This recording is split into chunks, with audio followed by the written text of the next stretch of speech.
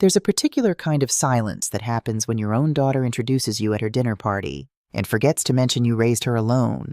Not cruelty, nothing so sharp as cruelty, just a pause, a small skip in the sentence. Like your name was a word she couldn't quite remember how to say in front of her new friends. "Everyone, this is Loretta." That's what she said. Not "this is my mother." Not "this is the woman who worked double shifts at Piedmont Hospital for 28 years so I could go to Spelman." Just Loretta, like I was somebody she'd picked up from a church potluck on her way over. I stood there in her marble kitchen holding a Pyrex dish of potato salad I'd driven 40 minutes in Atlanta traffic to bring. My hands were still warm from the bowl, and I smiled. Because that's what mothers do. We smile when it hurts. We've been smiling through hurt for so long we forget our faces can do anything else. I set the potato salad on the counter next to a charcuterie board that cost more than my weekly groceries. Nobody touched my potato salad that night, not one spoonful. I took it home in the same Pyrex dish, and I ate it alone at my kitchen table on Monday, and it was the best potato salad I've ever made. My name is Loretta Mae Coleman. I'm 64 years old. I live in the same 2-bedroom house on Westview Drive in southwest Atlanta that my husband Clarence and I bought in 1987, may he rest. I worked as a certified nursing assistant for 28 years. I have one daughter. Her name is Crystal Marie, and somewhere between her wedding day and her 35th birthday, she forgot I was her mother. She didn't mean to. That's the part nobody tells you about. The people who hurt you the most sometimes aren't trying to.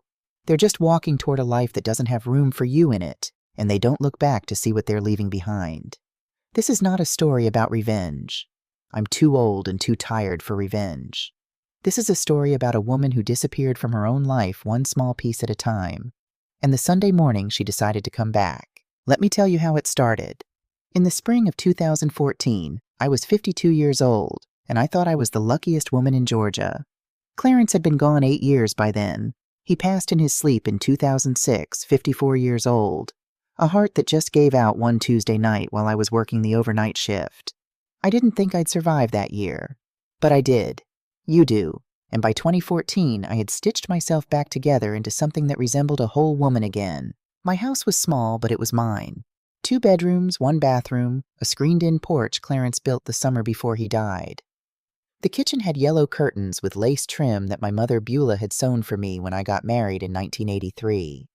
Every time I washed those curtains, I thought about Mama's hands. She'd been gone 12 years by then, but her hands were still in my kitchen. I had a garden out back. Tomatoes mostly, the big Cherokee purples that Clarence loved, and okra and collards, and one stubborn peach tree that Mama planted when Crystal was born. That tree was 30 years old in 2014, and it still gave me enough peaches every July to make 6 cobblers and put 4 more in the freezer. I'd stand out there on summer evenings with my hands in the dirt and the cicadas going crazy in the pines, and I would think, this is enough. This right here is enough for one lifetime. Crystal was 28 then, living in a little apartment in Midtown, working her first real job after law school. She'd come home most Sundays. Not every Sunday. She was busy, I knew that, but most. She'd pull into my driveway in that second-hand Honda I helped her buy, and she'd walk in the front door without knocking, and she'd say, "Mama, what's for dinner?" Like she was still 15 years old. Sunday dinner was our church. I never missed it. I'd start cooking Saturday night. The greens have to sit. Any black woman over 50 will tell you that. By the time Crystal pulled up Sunday at 2, my kitchen smelled like smothered pork chops and black-eyed peas and cornbread just coming out of the cast iron. I had a little transistor radio on the windowsill that belonged to Mama, and I'd tune it to WCLK so Mahalia Jackson could sing to us while we ate. Precious Lord, take my hand. Lead me on. Let me stand. Crystal would sit at my kitchen table. The same table she did her homework on. The same table Clarence proposed to me over in 1982, and she would tell me about her week, the partners at her firm, a boy she was seeing, a case she was nervous about.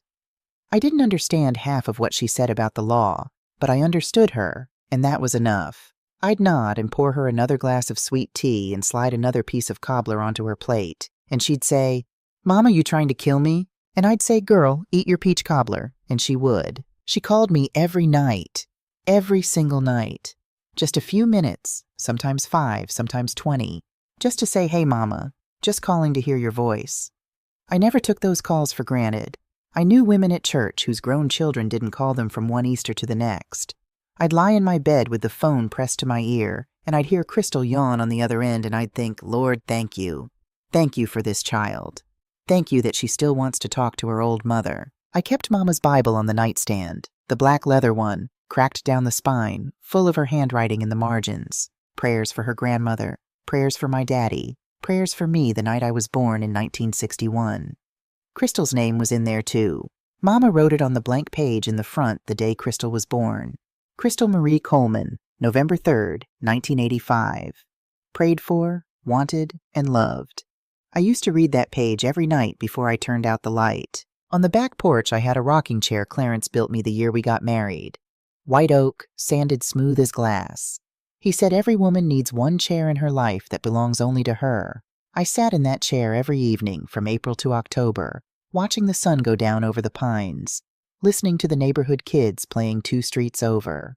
Sometimes the boy next door, Marcus, not the Marcus from later, a different Marcus, a little boy of about 9, would come over and sit on my porch step, and I'd give him a glass of Kool-Aid and he'd tell me about his day at school. Miss Loretta, did you know that dolphins ain't fish? They mammals? Like us. I didn't know that. I told him I didn't. He was so proud to teach me something. First Baptist Church of Westview was 3 blocks from my house. I'd been going there since Clarence and I got married. I sang second alto in the choir. Not a soloist, I never had the voice for that, but solid in the background, reliable. Sister Doris Jenkins sat next to me for 20 years, and every Sunday morning she'd pass me a peppermint during the sermon and whisper some piece of church gossip, and I'd have to bite my cheek to keep from laughing. Pastor Emmanuel had been there since 1991. He'd buried my husband and baptized my grandchild. Well, he would in time. He called me Sister Loretta, and he meant it. That was my world in 2014. A small house, a garden, a daughter who called every night, a church that knew my name, a rocking chair on a back porch, yellow curtains my mother sewed, a Bible with my daughter's name written in my mother's handwriting, a transistor radio playing Mahalia Jackson on Sunday afternoons.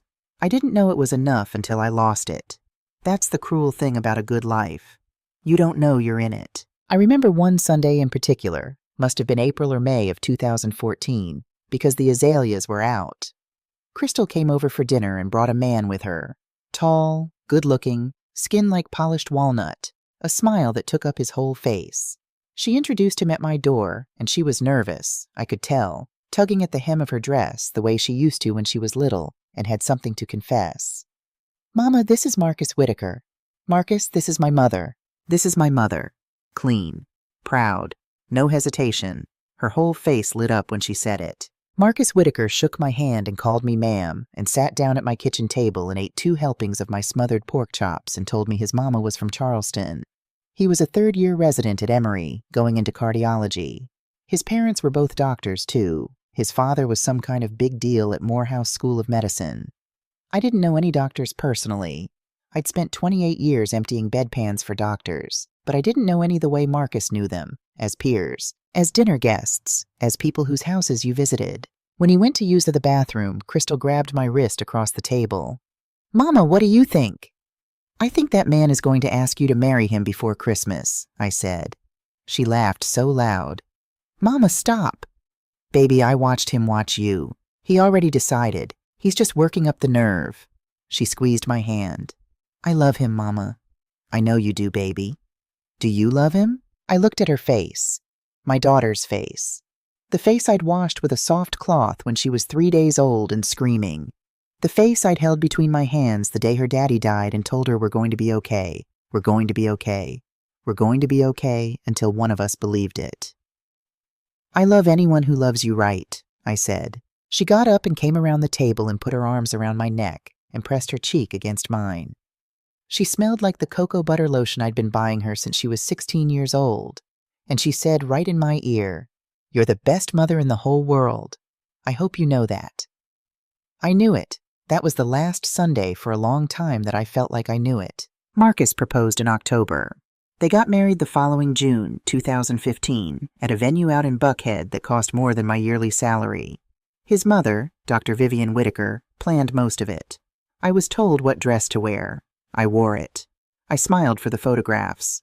I danced with Crystal's uncle at the reception, and I cried a little when Pastor Emmanuel gave the blessing, and Crystal hugged me at the end of the night and said, "Mama, thank you for everything." And I went home to my little house on Westview Drive, and I sat in my rocking chair on the back porch, and I thought, she's still mine. She's just somebody else's too now. That's how it's supposed to be. I thought that. I believed that. And for the first year, it was even true. The first thing that changed was the phone calls. She still called. I want to be clear about that.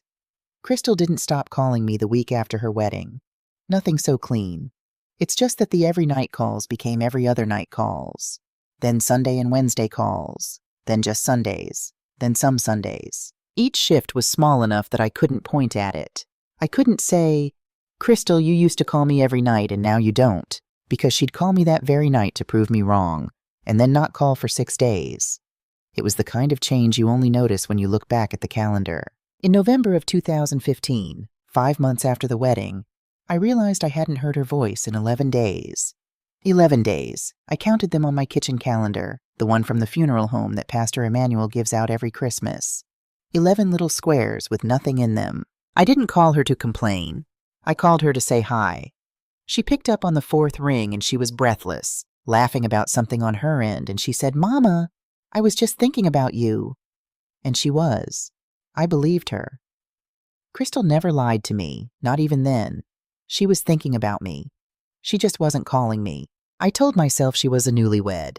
I told myself newlyweds are busy.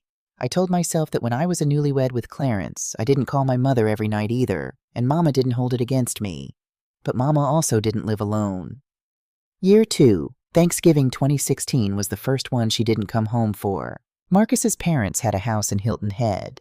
Crystal called me 2 weeks before Thanksgiving, and her voice had that careful, rehearsed quality I recognized from when she was 13 and about to ask if she could go somewhere I wasn't going to let her go.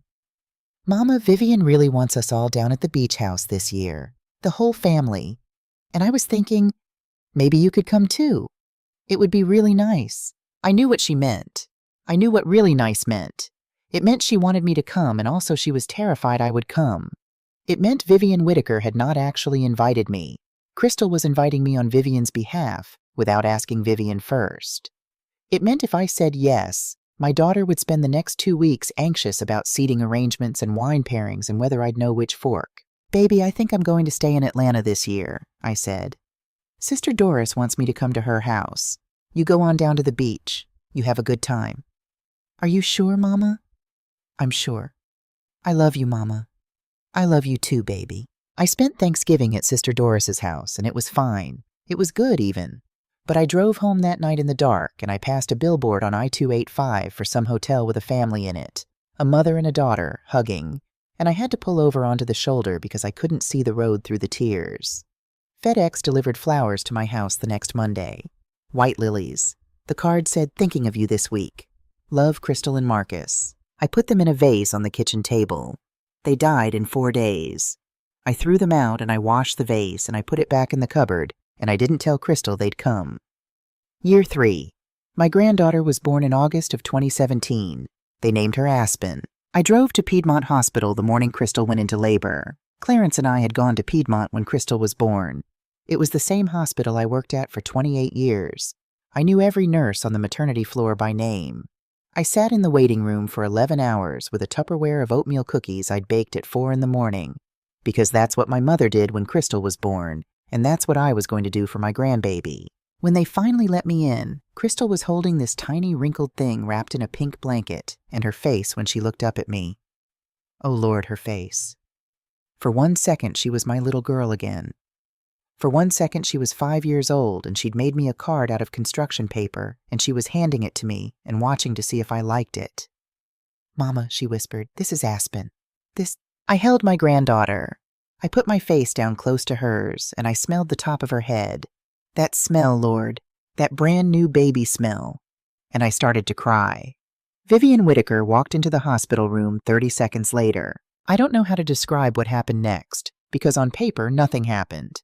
Vivian said hello. Vivian admired the baby. Vivian said, "Loretta, so good to see you." But something in Crystal's shoulders changed the second her mother-in-law walked in. She sat up straighter. She adjusted the blanket. She dabbed at her lipstick. And when I tried to hand Aspen back to her, Crystal said, "And I remember this exactly. I will remember this until I die." She said, "Actually, Mama, can you pass her to Vivian? She hasn't held her yet." Yes, yeah. I passed my granddaughter to Vivian Whitaker. I sat in the chair by the window for another 45 minutes, and I listened to Vivian tell Crystal about a postpartum doula she'd already hired. A woman from some fancy agency in Buckhead. A white woman named Brigitte with specialized training in newborn sleep. Vivian had arranged it. Vivian had paid for it. Brigitte would be moving into their guest room for the first 6 weeks. "Oh," Crystal said. "Oh, Vivian, that's so thoughtful. Nobody asked me if I wanted to help with the baby. I had 28 years of experience caring for human beings in hospital beds. I had raised Crystal alone for the 8 years after her daddy died. I'd cleaned up every kind of mess a person can make, and I'd rocked babies to sleep on the pediatric floor at Piedmont when their own mothers were too exhausted to hold them. Nobody asked. I drove home that night with the Tupperware of oatmeal cookies still in the passenger seat. Untouched. I'd forgotten to offer them. I sat in Clarence's rocking chair on the back porch until almost midnight. The pines were black against the sky. A train went by somewhere in the distance. I rocked and I said out loud to the empty yard, "She has a baby. You have a granddaughter. That is a gift. That is a gift. That is a gift." I said it until I almost believed it.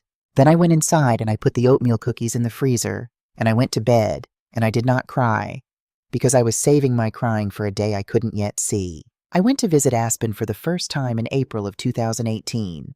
She was 8 months old by then. Crystal had not brought her to my house, not once in 8 months. There was always a reason. The drive was too long. Aspen had a cold. Brigitte had a schedule. Marcus didn't like to travel with her before she was sleeping through the night. I understood all of the reasons individually. It was only when I stacked them on top of each other that they started to look like a wall. So I drove to their house. Crystal and Marcus had bought a place in Loretta, 43 minutes north of me in no traffic, and an hour and a half in any traffic that mattered. 5 bedrooms, a pool, a neighborhood with a gate and a little security booth where a man in a uniform had to call Crystal to confirm I was allowed in. I sat in my Honda at that gate for 4 minutes while the guard called my daughter. I watched a woman jog by with a golden doodle. I watched a white mother push a stroller past the fountain. The guard came back to the window and said, "Mrs. Whitaker says go on through, ma'am." And I thanked him, and I drove very slowly through streets where every house looked like the house next to it. And I wondered how my baby girl had ended up living somewhere a stranger had to call her to let her own mother in. Crystal met me at the door in yoga pants and a cashmere sweater, and Aspen was on her hip. I reached for my grandbaby, and Aspen looked at me, and her little face crumpled up, and she started to cry. She turned her head into Crystal's shoulder, and she wailed. "Oh, Mama," Crystal said, rocking her, embarrassed, not meeting my eye. "She's in a stranger danger phase. The pediatrician says it's totally normal around 8 months. Stranger danger. My granddaughter didn't know me well enough to not cry when I reached for her. I stood in the front hall of that big house, and I smiled and I said, 'Of course, baby. Of course. Let her warm up to me.' She never did warm up to me. Not that visit. She cried every time I got close. Eventually I sat on the couch and I didn't try anymore. I just watched Crystal with her from across the room. I watched the way Crystal talked to her, a certain sing-songy voice, the vowels flattened out, the Georgia rounded off them. My daughter had been taking elocution lessons. I didn't know that until that day. She said bath instead of barth. She said can't with a hard flatter that belonged to a woman from Connecticut. She'd been erasing her own voice, and she'd never told me. Brigitte came out of the kitchen with a bottle. A thin white woman in her 40s, hair in a sleek bun, an easy smile. She said, "Oh, you must be Crystal's mother. I've heard so much about you." And she shook my hand, and she took Aspen from Crystal, and Aspen stopped crying instantly. Aspen reached up and patted Brigitte's cheek. I stayed for lunch. Crystal made a kale salad. I ate it. I drove home. That night I called Sister Doris. I didn't tell her any of it. I just said, "Doris, girl, tell me something funny from church this week." And she did, and I laughed, and I didn't cry until after I'd hung up the phone. Year 5. In the summer of 2019, I made the mistake of bringing food. It was Crystal's 33rd birthday. I drove up to Loretta with a whole Tupperware tower in the back seat, her favorite macaroni and cheese, a pan of cornbread, a peach cobbler made from the tree in my backyard, and a mason jar of sweet tea, because Crystal always said nobody made it right but me. She met me at the door, and her face did something when she saw the Tupperware. A little flicker. Gone so fast I almost missed it. "Oh, Mama," she said, "you didn't have to bring all this." "It's your birthday, baby." "It's just, Marcus is doing Whole30, and I've been trying to cut sugar, and—" She took the cobbler from my hands, and she was already walking it toward the kitchen. "It's so sweet of you, really. We'll definitely eat it." They did not eat it. I know because I was still there at 9 that night when Crystal scraped most of the macaroni and cheese into the trash. She didn't know I could see her from the hallway. She was talking to Marcus while she did it. "I can't have this stuff in the house. It's like heroin to me. I'll eat the whole pan." They laughed. Marcus said something about my mother, about how black mamas show love through butter and sugar, and he said it in a tone that wasn't cruel, but wasn't kind either. It was the tone of a person observing a cultural artifact from a safe distance. I walked into the kitchen and I pretended I hadn't heard. I said I was heading home. Crystal hugged me at the door and said, "Mama, thank you so much for coming. This meant everything." She called me 3 days later and said very gently, "Mama, I love that you want to bring us food, but maybe next time we could just, order in. Marcus is really trying to eat clean, and it's hard when there's a pan of cobbler on the counter, you know?" I said, "Of course, baby. I understand." I hung up the phone and I stood in my yellow kitchen with Mama's lace curtains, and I looked at the cast iron skillet on the stove. The skillet I'd been making cornbread in since 1983. The skillet Mama gave me at my wedding. And I thought about how food was the only language I had left for my daughter. Every meal I'd ever cooked her was a love letter. And she'd just asked me, as gently as she could, to stop writing. I put the skillet away in the cabinet under the stove. I didn't make cornbread again for 4 years. Year 6. The wedding was in Charleston. A college friend of Crystal's, some Howard girl named Simone who'd married into another doctor family. The kind of wedding that had a save-the-date video and a wedding website and cost more than my first house. Crystal flew me down. She bought my plane ticket and booked my hotel room. I was grateful. I hadn't been on a plane since Clarence's funeral in 2006. At the reception, Crystal was working the room, beautiful in a green silk dress, Marcus on her arm. She was introducing people to other people, laughing, touching elbows, doing the work of being the kind of woman she'd become. And she spotted me across the ballroom, and she waved me over, and she pulled me into a little circle of women I didn't know. "Everyone," she said brightly, "this is Loretta." 3 women looked at me. One of them, a lawyer from Atlanta with diamond studs the size of peas, said, "Oh, lovely to meet you. How do you know Simone?" And I waited for Crystal to say it. I waited for my daughter to say, "This is my mother." I waited for 1 full second, 2 seconds, 3. She didn't. She was already turning to signal the waiter for more champagne. I said, "I'm Crystal's mama." The lawyer's face shifted. Just a little. Just the way a face shifts when it recalibrates. She said, Oh, of course I should have seen it. You have the same eyes." And she smiled bigger, and the conversation kept going, but something inside me had folded up very small and gone quiet. Crystal never noticed. She turned back into the circle 30 seconds later and kept chatting. She'd forgotten she introduced me. She'd forgotten what she said.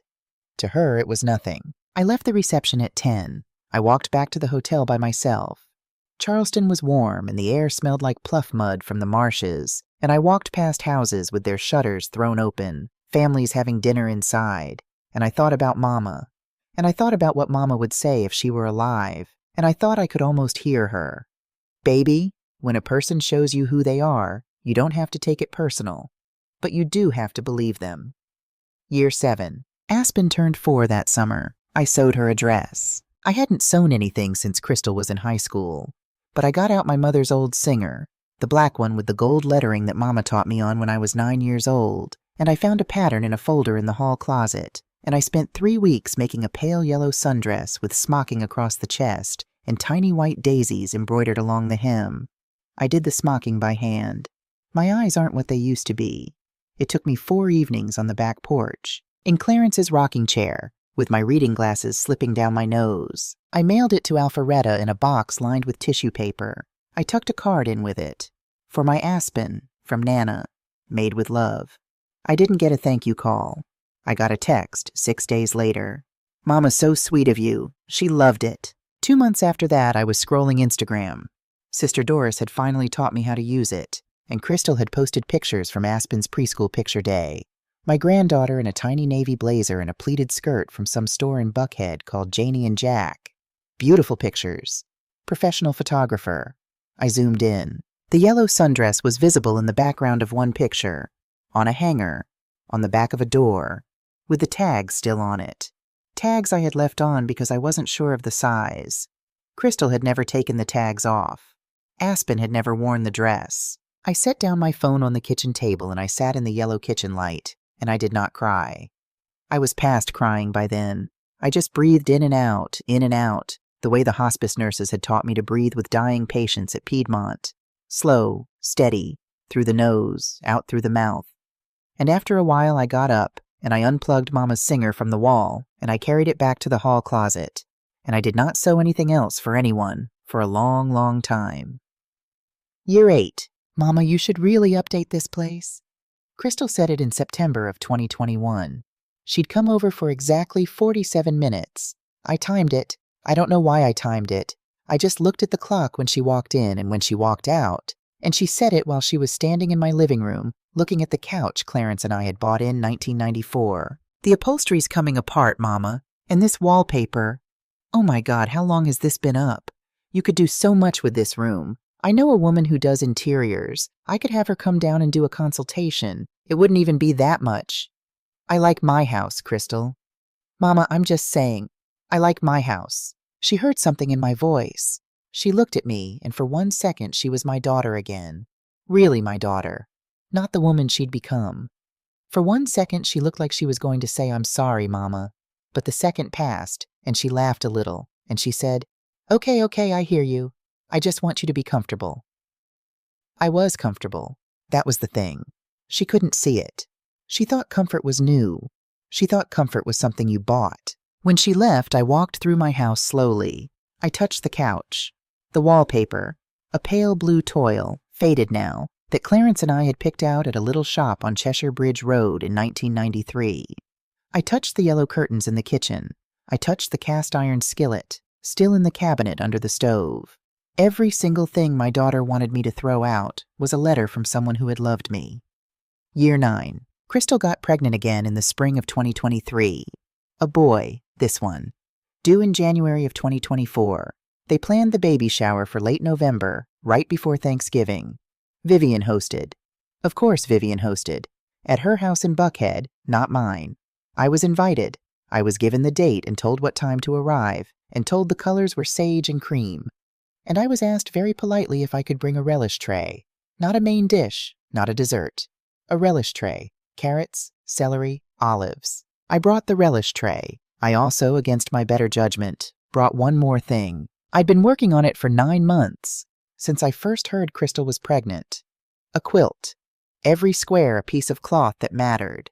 Crystal's baby blanket, the blue one Mama crocheted. The christening gown my grandmother wore in 1918.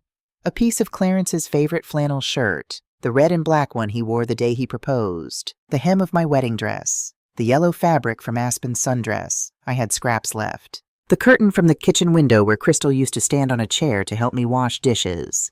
28 squares in all. 28 years of a family, stitched together for a child who didn't exist yet. I wrapped it in brown paper with twine because I liked the simplicity. I put it in a cloth bag. I drove to Buckhead. The shower was beautiful. It was the kind of beautiful that makes a working woman feel like she's doing something wrong by existing. A string trio. A florist had done the whole thing in eucalyptus and white peonies. 40-some women, all in shades of cream and sage, none of them me. I was in a navy dress I'd bought at Macy's the Saturday before. I set my relish tray on the designated table. I hugged my daughter, who was enormous and glowing and wearing a dress that cost more than my mortgage payment. I hugged Vivian, who smelled like Chanel No. 5 and squeezed my elbow in a way that was almost affectionate. When it came time for gifts, I waited. I waded through the bugaboo stroller. I waded through the monogrammed linens from some shop in Buckhead. I waded through a silver rattle from Tiffany's that Vivian's sister gave, and a Nantucket basket full of organic baby products from a friend who'd flown in from Boston for the day. When I handed Crystal my brown paper package, I saw her face do that thing. That flicker, that quick scan of the room. Who is watching? What will they think? And my stomach went cold, because 9 years in I still knew that look. I'd been watching for that look. She untied the twine. She unfolded the quilt. The room went quiet. Not mean quiet. Polite quiet. The quiet of 40 women who didn't know what to say about a homemade quilt in a room full of Tiffany boxes. Crystal held it up. Her eyes moved over the squares. I watched her face. I was waiting. I'm ashamed to admit this, but I was waiting for her to recognize them. For her to see her own baby blanket. For her to touch the piece of her daddy's flannel. For her to look at me across that room and let her eyes fill up. She didn't. She smiled the smile she smiled for clients, the professional smile, the Connecticut smile. "Oh, Mama," she said, "this is so sweet." And she folded it. Not roughly, not cruelly, just folded it, the way you fold a throw blanket you're putting away. And she set it on the gift table behind her, on top of the discarded wrapping paper, and she turned to the next package. Vivian, across the room, caught my eye. Vivian smiled a very small smile at me, pitying, kind, even. And that, somehow, was the worst part of the entire afternoon. I sat in my folding chair for the rest of the shower. I ate 3 finger sandwiches. I drank sparkling water from a champagne flute. I talked to a woman named Patrice about her grandson. I laughed at the right times. I was a guest at my own grandchild's baby shower. When it was over, I walked to the gift table. The quilt was still on top of the wrapping paper. Crystal was across the room saying goodbye to someone. I picked up the quilt. I folded it again, carefully, the way I'd folded it that morning before I left the house. I put it back in the cloth bag, and I walked out. I drove home in silence. I didn't turn on the radio. I didn't call Sister Doris. I drove Peachtree South out of Buckhead, and I merged onto I-75, and I watched Atlanta slide past the windows of my Honda, and I didn't feel anything at all. I think I was in shock. The way you go numb when you step wrong off a curb, before the pain arrives, before the ankle starts to swell. There's that one blank second when the body knows something has happened, but hasn't decided yet what to do about it. I pulled into my driveway at 6:15. The sun was setting behind the pines. The house looked small and yellow in the late light. I sat in the Honda with the engine off for a long time. I watched the dogwood in my front yard lose its leaves in the November wind. I carried the quilt inside. I set the cloth bag on the kitchen table. I put a kettle on for tea. I turned on the little transistor radio on the windowsill, Mama's radio. But instead of Mahalia, the station was playing something with horns, something too bright for the evening, and I turned it back off. I sat down at the kitchen table. The yellow curtains moved a little in the draft from the back door. Outside, a mourning dove was calling. The kitchen smelled the way my kitchen has always smelled, like bacon grease saved in a coffee can on the stove, like the lemon pledge I use on the table, like old wood and coffee, and something that I think is just the smell of 37 years of my own life happening in one small room. I opened the cloth bag. I took out the quilt. I spread it on the table. I looked at the squares. The blue baby blanket Mama crocheted for Crystal in 1985. Mama's hands made that. Mama had been dead 23 years. The piece of Clarence's flannel shirt. Clarence had been dead 17 years. The hem of my wedding dress. I'd been a bride 40 years ago, and the girl I was that day would not have recognized the woman I'd become. My grandmother's christening gown. She'd been born in 1901. This quilt had 80 years of dead women in it, and one piece of my living daughter, and my living daughter had set it on a pile of wrapping paper and turned away. I sat at my kitchen table and I told myself the truth for the first time in 9 years. I said it out loud. Alone. To my yellow curtains and my cast-iron skillet and Mama's radio and the mourning dove in the yard. I said, I have spent 9 years being a mother to a woman who does not want a mother anymore. I waited to cry. I didn't. And the pain of it, I said, is not that she hates me. She doesn't hate me. It would be easier if she hated me. The pain of it is that she has forgotten me, and I have agreed every day for 9 years to be forgotten.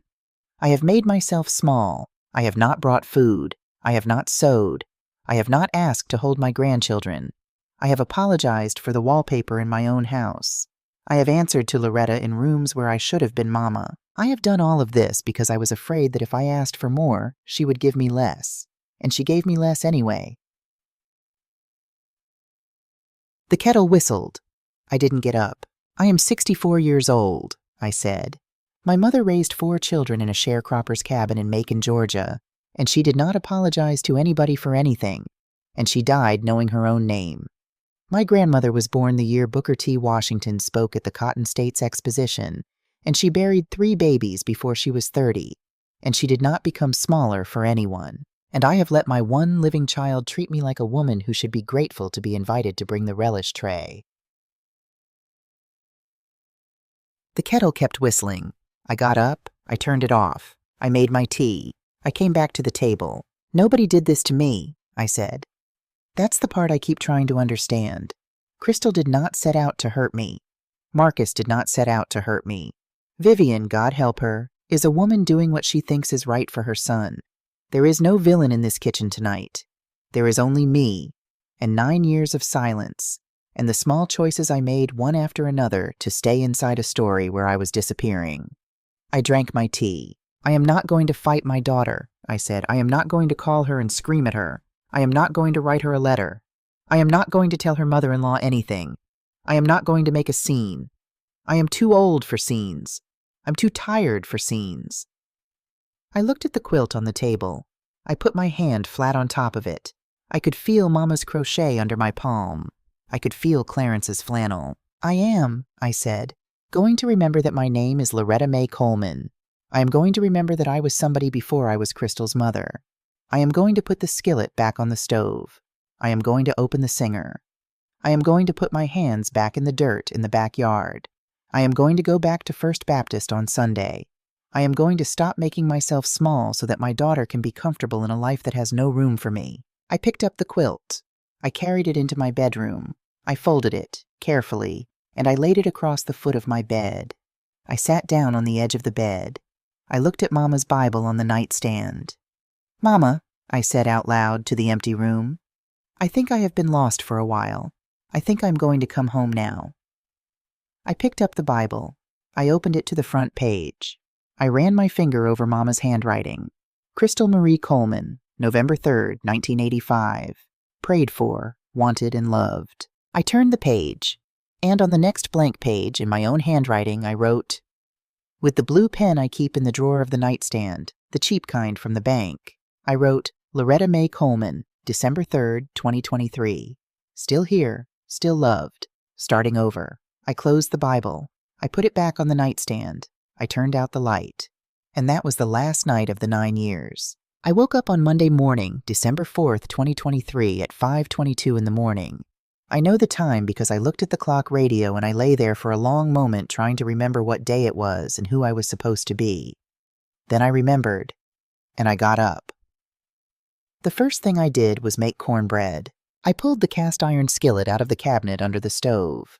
The skillet I hadn't touched in 4 years, not since the summer Crystal asked me to stop bringing food. It was heavier than I remembered. Or maybe I was weaker. Either way, I set it on the burner and I turned the flame to medium and I let the bacon grease melt in the bottom the way Mama taught me when I was 7 years old, standing on a wooden step stool in her kitchen in Macon. I didn't measure anything. You don't measure cornbread. You feel it. A cup or so of cornmeal, the good stuff, stone ground, from the bag I keep in the freezer. A splash of buttermilk, 1 egg, a pinch of salt, a spoon of sugar because I'm not one of those black women who thinks sugar in cornbread is a sin. Mama put sugar in hers and I'll fight anybody about it. Stir it just until it comes together. Pour it into the hot skillet so the edges hiss. Listen for the hiss. The hiss is the whole point. Into the oven. 400 degrees. 20 minutes. While it baked, I stood at my kitchen window and I watched the sky get light over the pines. The yellow curtains Mama made moved a little in the heat from the stove. The radio was playing. I'd turned it back on the night before, and Sam Cooke was singing A Change Is Gonna Come in that voice that always made Clarence stop whatever he was doing and just listen. I was born by the river in a little tent, and oh, just like the river I've been running ever since. I cried a little while the cornbread baked. Not hard, just the way a person cries when something that was clenched for 9 years finally lets go. I wiped my face with a dish towel, and I took the cornbread out of the oven and I turned it out onto a plate, and I ate 2 pieces standing up at the counter with butter melting on top. It tasted like my mother. It tasted like my grandmother. It tasted like 1971 when I was 10 years old and sitting at Mama's kitchen table in Macon listening to her tell stories about her own mama, who'd been born in 1901 and had hands that could make anything grow.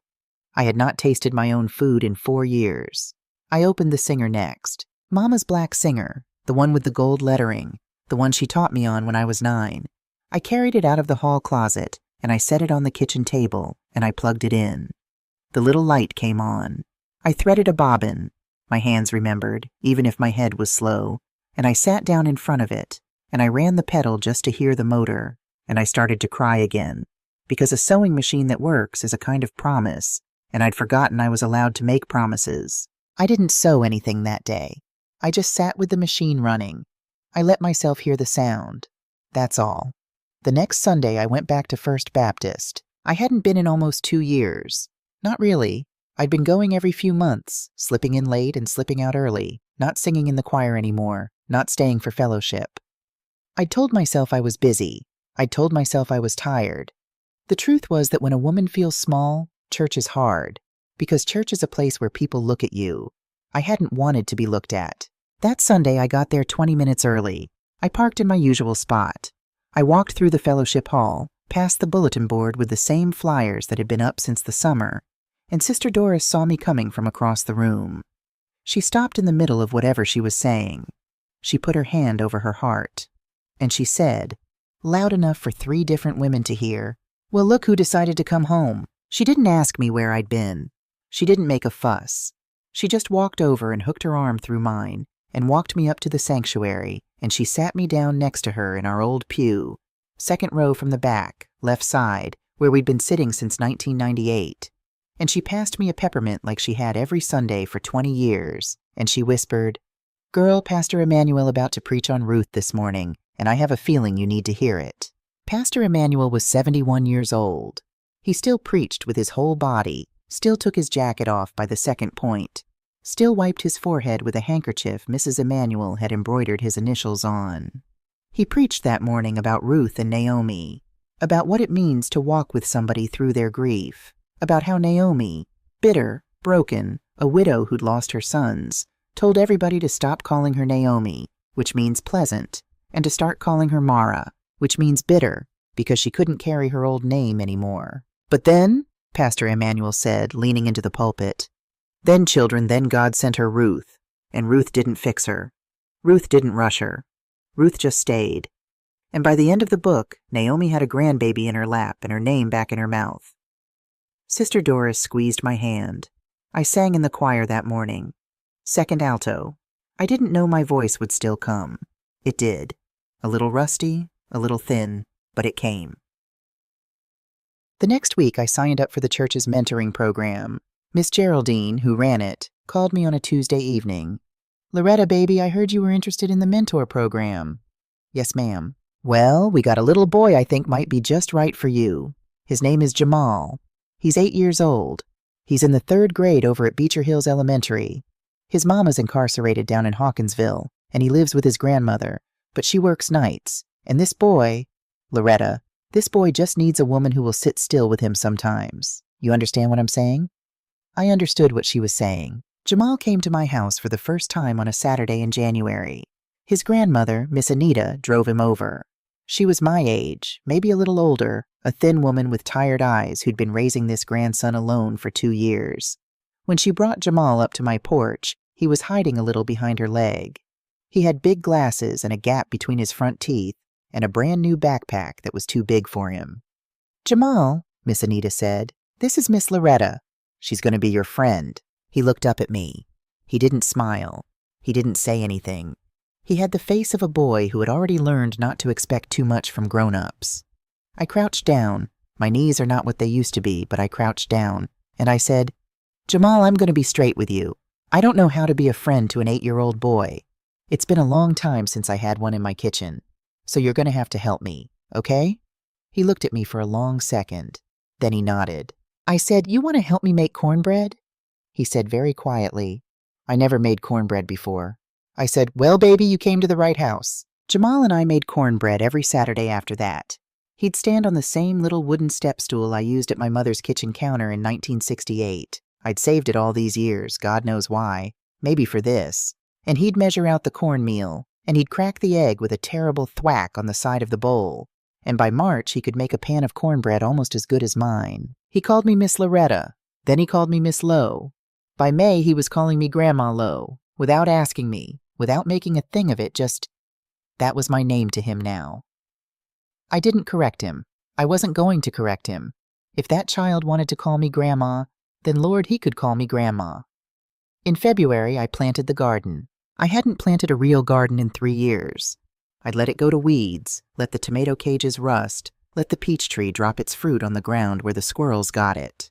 That February, I went out in a pair of Clarence's old work gloves, and I tore out the weeds, and I turned the soil, and I ordered seeds from a catalog like my grandmother used to do. Jamal helped. He was terrified of earthworms until about the 3rd weekend, when he picked one up and named it Kevin and carried it around in a mason jar for an hour. Miss Anita sat in Clarence's rocking chair on the back porch and drank sweet tea and laughed at us and said her grandson had never had dirt under his fingernails in his whole life, and she was glad somebody was finally teaching him it wouldn't kill him. And then, in March, I called my daughter, not to fight, not to explain 9 years, just to tell her the truth about Easter. Crystal picked up on the 2nd ring. "Mama, everything okay?"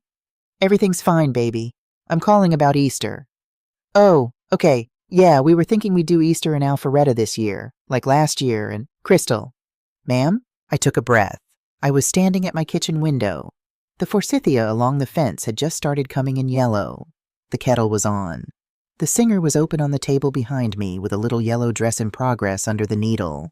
Jamal's cousin's little girl was turning 4, and I was making her a dress, because I was sewing again, because my hands remembered. "Baby," I said, "I'm not going to come to Alpharetta this year." A long pause. "Mama, is something wrong?" "No, baby, nothing's wrong. I'm going to host Easter here, at my house. Jamal and his grandmother are coming. Sister Doris is coming. Pastor Emmanuel and his wife are coming. I'm going to make a ham and potato salad and deviled eggs, and I'm going to make Mama's peach cobbler. And you are welcome to come, Crystal. You and Marcus and Aspen and the baby are all welcome. The door is open. It has always been open. But I'm not going to drive to Alpharetta this year and be introduced as Loretta." Silence on the line. A long silence. I let it sit. Finally, very softly, Crystal said, "Mama, what does that mean?" "Baby, you know what it means." Mama, I don't know what I did. I know you don't. That's the thing, Crystal. You don't know. You've been walking past me for 9 years, and you don't even know you've been doing it. And I've let you, because I was afraid to lose what little I had left of you. But I'm done being afraid, baby. I'm 64 years old, and I am done." Her voice cracked. "Mama, I am your mother, Crystal Marie. I am not Loretta. I am not a woman you forgot to introduce. I am not a relish tray. I am not a quilt you put on a pile. I raised you by myself after your daddy died. I worked double shifts at Piedmont for 28 years so you could go to Spelman and Emory Law. I am your mother, and I am tired of pretending to be something smaller than that so you can be comfortable." She was crying. I could hear it. I didn't cry. I was past crying. "Mama," she said, "I don't know what to say." "You don't have to say anything, baby. I'm not calling to make you feel bad. I'm calling to tell you where I'm going to be on Easter, and to tell you the door is open. That's all. You think about it. You do whatever you need to do. I love you." I hung up. I stood at the kitchen window for a long time after. The forsythia moved in the wind. The kettle started to whistle. I made my tea. I sat down at the table and I looked at the little yellow dress under the singer's needle, and I thought, I don't know if she'll come. I don't know what she'll do with what I just said. But I said it. After 9 years, I said it. And whatever happens next, it happens to a woman who told the truth. I picked up the sewing and I went back to work on the hem. Easter came on the last day of March. Crystal didn't come. I wasn't surprised. I'd given myself permission not to be surprised. She sent me a text the morning of, "Mama, I love you. I'm sorry. I need some time to think. Happy Easter." I read it once. I put the phone face down on the counter. I went back to basting the ham. Jamal and Miss Anita came at 1 o'clock. Jamal was wearing a little clip-on tie Miss Anita had bought him at Walmart, and he was so proud of it, he kept touching it. Sister Doris came with her famous deviled eggs. Pastor Emmanuel came with his wife, and he blessed the food, and he winked at me across the table, and he said, "Sister Loretta, this is what a resurrection looks like." We ate. Jamal had 3 pieces of ham. Miss Anita cried a little at the table and didn't say why, and nobody asked. The peach cobbler, made from peaches I'd put up in the freezer the summer before from Mama's tree, came out of the oven with the crust just the way my grandmother used to make it, cracked in 2 places like a map of Georgia. It was the best Easter I'd had since Crystal was a little girl. It was the first Sunday in June, 2024, 6 months and 3 days since the baby shower. I was in the kitchen at 7 in the morning. I'd been up since 5. I wake up early now, without an alarm, the way Mama used to, and I was making cornbread for Jamal, who was coming over at 9. He was going to help me pick the first good tomatoes from the garden. He was 9 years old now. He had a tooth missing in front where the permanent one hadn't come in yet. The kitchen smelled like bacon grease in the skillet, and coffee on the stove, and cornmeal in the bowl. The yellow curtains Mama sewed were pulled back, and the June light was coming through them the way it had always come through them, gold and soft, lighting up the little dust motes in the air. Mama's transistor radio on the windowsill was playing WCLK. Mahalia Jackson was singing "Take My Hand, Precious Lord," the same song she sang at Dr. King's funeral, the same song that had been playing in my kitchen on Sunday mornings for 40 years. Out on the back porch, Clarence's rocking chair was empty and waiting. The cushion I'd sewed for it in March, yellow, like the curtains, with little white daisies embroidered on it because I'd gotten good at embroidery again, was fluffed up in the seat. Mama's Bible was on the kitchen table next to my coffee, open to the page where I'd written my own name on December 3rd, 2023. Loretta Mae Coleman, December 3rd, 2023. Still here, still loved, starting over. I poured the cornbread batter into the hot skillet, and I listened for the hiss. It hissed. The phone rang. I looked at it. It was Crystal. I hadn't heard her voice in 6 months. Just a handful of texts. Stilted, careful, apologetic. The way a person texts when they know something has changed and they don't yet know what. I'd answered every text kindly. I hadn't called. I'd been waiting. Not for her. For myself. For the version of me that could pick up that phone from a place of wholeness, not from a place of hunger. I picked up. "Mama?" Her voice was different. Not the Connecticut voice. Not the professional voice. It was the voice of a woman who had been crying for a while. "Hey, baby. Mama, can I come home this weekend? Just me. No Marcus. No Aspen. No the baby. Just me. I just want my mother." I looked at the cornbread in the oven through the little window. I looked at Mama's Bible on the table. I looked at the yellow curtains.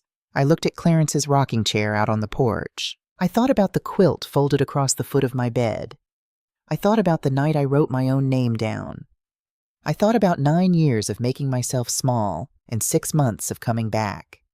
"Baby," I said, "the door's open. It's always been open." She started to cry. Real crying. Not the polite crying she'd done on the phone in March. The crying of a grown woman who had been away too long. "Mama, I don't even know what to say to you." "You don't have to know, baby. Just come." When should I come?" "Whenever you can get here. I'll be making cornbread Sunday morning. There'll be peaches on the tree by then. Your daughter ought to meet it someday, that tree. It was here before she was." A long silence, then very small, very soft. "Okay, Mama. Okay, baby." "Mama?" "Yes?" "I love you." "I love you too, Crystal Marie." I hung up the phone. I stood there in the yellow kitchen for a moment. Sam Cooke was on the radio now. The cornbread was almost done. Outside the window, the dogwood was in leaf. A mourning dove was calling.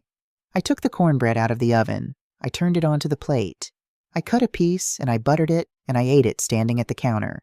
And I looked out at the back porch, at the empty rocking chair, at the garden beyond, and I thought, I don't know the exact morning I came back to myself, but I know I was making cornbread on a Sunday in June for a boy named Jamal who calls me Grandma, with my mother's curtains in the window and my mother's Bible on the table.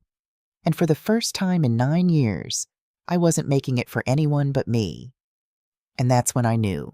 Crystal came home that next weekend. She sat at my kitchen table for 4 hours. She did not talk much. Neither did I. Some things don't need words after enough years. She washed the dishes with me at the sink the way she used to when she was a little girl, and at one point she said, without looking at me, "Mama, I'm sorry." And I said, without looking at her, "I know, baby." And that was enough for the first Sunday. There will be other Sundays. I don't know what happens from here. I don't know if Crystal will stay this version of herself or slip back into the other one. I don't know if I'll ever be a real grandmother to Aspen, or to the little boy whose name is Clarence Marcus Whitaker.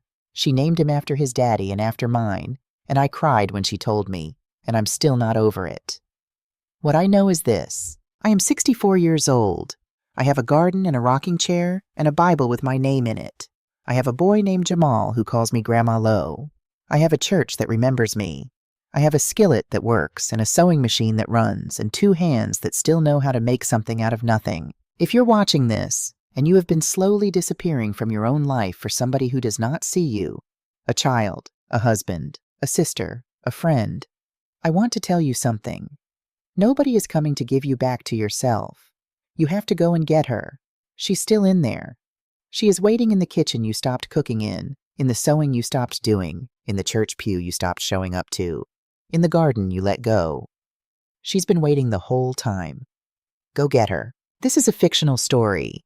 Loretta is not a real person, but the feeling is real. I have heard from hundreds of mothers and grandmothers and aunties who have lived some piece of this.